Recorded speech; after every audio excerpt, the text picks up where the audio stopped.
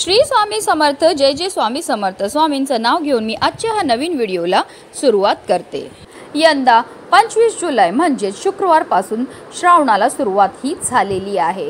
श्रावण महिना भगवान शंकराला समर्पित असून या महिन्यात उपवास, पूजा आणि धार्मिक कार्याला विशेष महत्त्व दिले जाते। पौराणिक मान्यतानुसार श्रावणात व्रत केल्याने आपले भविष्य खूप चांगले होते। भगवान शंकराची आपल्यावर कृपा दृष्टी राहते। या श्रावण महिन्यात केवळ सोमवारच नाही तर काही जण श्रावणी शनिवारीही उपवास धरतात।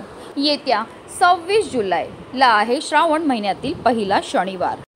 श्रावण महिन्यातील शनिवार खूप खास असतो। या दिवशी हनुमानाची आणि शनिदेवांची पूजा करण्याला विशेष महत्त्व असते। पुराणानुसार श्रावणी शनिवारी शनिदेव आणि बजरंगबलीची पूजा केल्याने इच्छित फळ मिळते आणि जीवनातील सर्व अडचणी दूर होतात।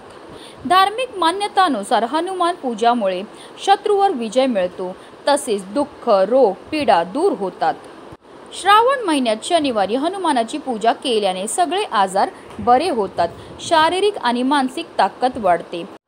हनुमानाच्या कृपेने कामातील अडथळे दूर होतात, ठरलेली कामे पूर्ण होतात, बुद्धी आणि संपत्ती वाढते, शत्रूंचा नाश होतो आणि समाजात मान सन्मान मिळतो। तसेच श्रावण शनिवारी अश्वत्थ मारुती पूजा करणे शुभ मानले जाते।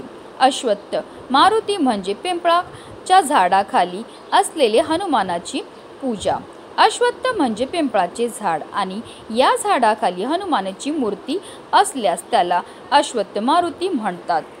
तसेच या दिवशी नृसिंह भगवानाची सुद्धा पूजाही केली जाते। नृसिंह हे भगवान विष्णूचे चौथे अवतार आहेत आणि ते भक्तांचे रक्षण करतात।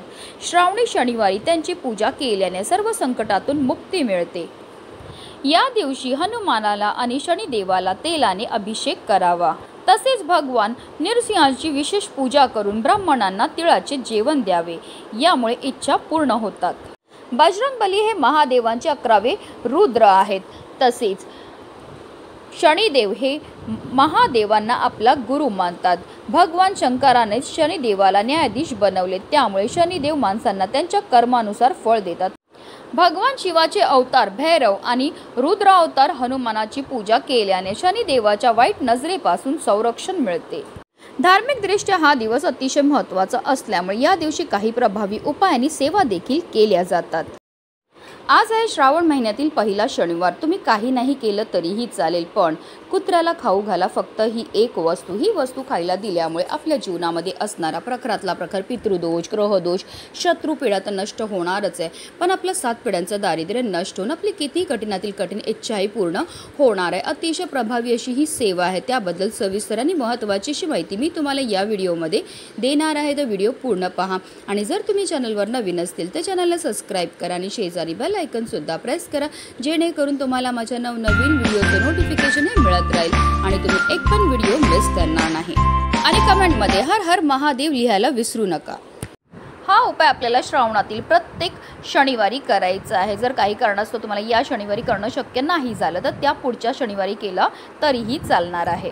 श्रावणातील प्रत्येक शनिवारी आपल्याला व्रत करायचे, त्यासोबतच आपल्याला पूजा करायची आणि दान सुद्धा करायचं। हे दान केल्यामुळे आपल्याला शनी दोषापासून मुक्तता मिळते, तसेच शारीरिक त्रासापासून सुद्धा आपल्याला मुक्तता ही मिळत असते। या दिवशी गरीब लोकांना कपडे, अन्न दान केल्याने, तसेच चप्पल दान केल्याने आपल्याकडनं झालेल्या कळत नकळत पापांपासून सुद्धा मुक्तता ही मिळत असते।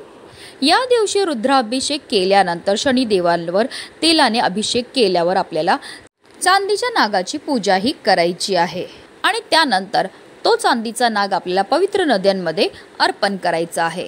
पितृदोष देखील महादेवांना जलाभिषेक केल्याने समाप्त होतो। तसेच शनिदेवाला तेलाचा अभिषेक केल्याने आपल्या जीवनातील सर्व समस्या दूर होतात। हा उपाय आपल्याला प्रत्येक श्रावणातील शनिवारी करायचा आहे। कुत्रा ही कालभैरवांची स्वारी आहे आणि कालभैरव हे महादेवांचे 5वे उग्र स्वरूप आहे आणि शनिदेव हे महादेवांना आपला गुरु मानतात आणि ही कुत्र्याची सेवा केल्यामुळे आपल्यावर शनिदेवासोबत कालभैरवांची सुद्धा कृपाही होते आणि कालभैरवांच्या कृपेने आपल्यावर कधीही कोणत्याही प्रकारचं संकट तर येतच नाही, पण आपल्याला अकाल मृत्यूचं भय सुद्धा राहत नाही। कुत्रा हा केतू ग्रहाशी संबंधित आहे आणि जर आपल्या कुंडलीमध्ये राहू, केतू, शनी या ग्रहांचे दुष्प्रभाव असतील तर आवर्जून काळ्या कुत्र्याची सेवा करण्याचा सल्ला हा दिला जातो। तुम्ही बऱ्याचदा पाहिलं असेल की काही लोक आपल्या घरामध्ये आवर्जून काळा कुत्रा पाळतात आणि त्याची सेवा करतात। ज्या घरामध्ये काळ्या कुत्र्याची सेवा केली जाते त्या घरामध्ये कोणत्याही प्रकारची नकारात्मकता राहत नाही, त्या घरामध्ये वास्तुदोषही राहत नाही। त्याचबरोबर ग्रहदोषापासून सुद्धा मुक्तताही मिळत असते। तसेच पितृपक्ष असू दे किंवा अमावास्या असू दे, या तिथीला आपले पितृ मृत्यूलोकातून भूतलावर येतात। ते कावळा, कुत्रा, गाय या रूपामध्ये असतात आणि जर ही कुत्र्याची सेवा आपण केली तर त्यामुळे आपले पितृसुद्धा आपल्यावर प्रसन्न होतात आणि आपल्याला ते सुखी संसाराचा आशीर्वाद देत असतात। तर सगळ्यात पहिली घरामध्ये जी चपाती आपण बनवतो ती गोमातेकरता बनवतो आणि जी सगळ्यात शेवटची चपाती आपण बनवतो ती कुत्र्याकरता बनवतो। तर आपल्याला काय करायचं आहे, कणिक मळायचं, मळताना त्यामध्ये थोडीशी हळद घालायची आहे आणि एक छानशी चपाती ही तयार करून घ्यायची आहे। त्या चपातीवर आपल्याला थोडंसं मोहरीचं तेल लावायचं, अगदी थोडंसंच लावायचं आहे। मोहरीचं तेल लावल्यामुळे आपल्या जीवनामध्ये असणारे जे दारिद्र्य, नकारात्मकता ती दूर होण्यामध्ये मदतही मिळत असते।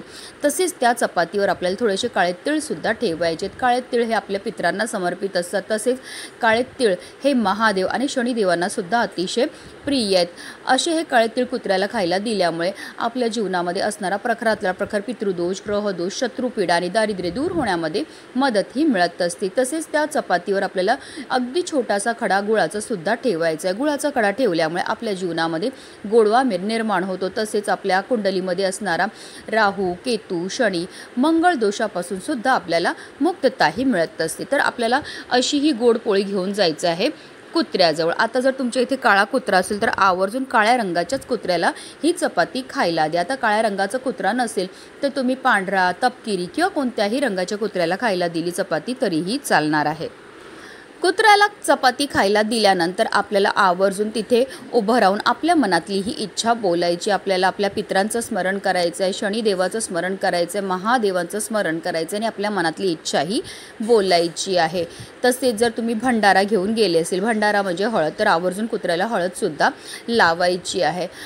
प्रत्येक श्रावणातील शनिवारी ही कुत्र्याची सेवा करण्याला विशेष महत्त्व हे दिलं जातं। ही सेवा केल्यामुळे आपल्यावर शनिदेवासोबत महादेवांची सुद्धा भरभरून कृपाही होत असते आणि त्यांच्या कृपेने आपल्या जीवनामध्ये असणारा प्रखरातला प्रखर पितृदोष, ग्रहदोष, शत्रुपीडा तर दूर होणारच आहे, पण आपलं 7 पिढ्यांचं दारिद्र्य नष्ट होऊन आपली कितीही कठीणातील कठीण इच्छाही पूर्ण होणार आहे। म्हणूनच व्हिडिओ जास्तीत जास्त लोकांपर्यंत शेअर करा जेणेकरून प्रत्येकाच्या आयुष्याचं कल्याण हो, हीच मनामध्ये इच्छा।